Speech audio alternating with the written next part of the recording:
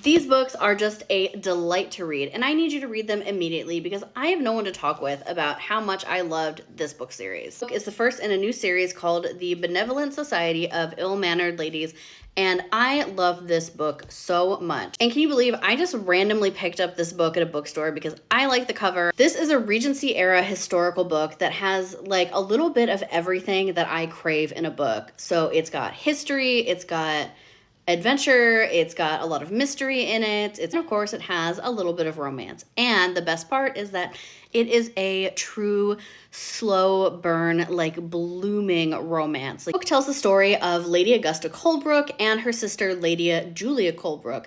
They are two 42-year-old spinster twins in the Regency era time period. They are relatively well off for the time period. However, they've decided that they don't want to like fade into spinsterhood as they're sort of expected to do in that time period.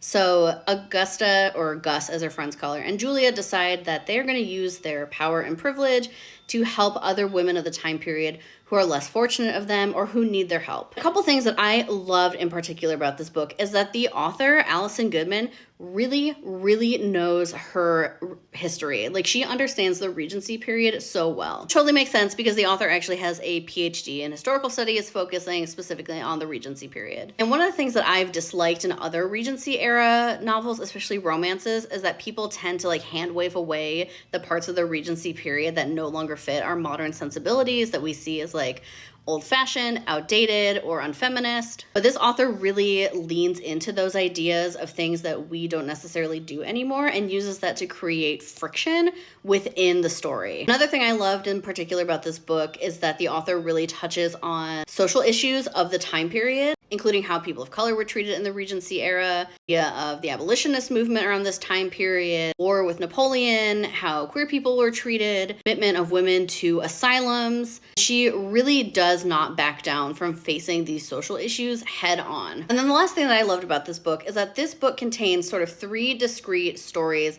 that are solved within this book. So three different story arcs that kind of start and finish, but the book also does have an overall story that does not wrap up nicely within this book. And that is continued in the second one. So each book has its own self-contained story, but then an overarching story that I think is going to follow throughout the entire series that really just keeps you like holding on for the next page. These books don't look like it, but they are page turners. So yeah, if you are looking for a fun historical Regency adventure romp, highly recommend. I gave both of these books 5 stars and I love them so much and I need the next one like right now.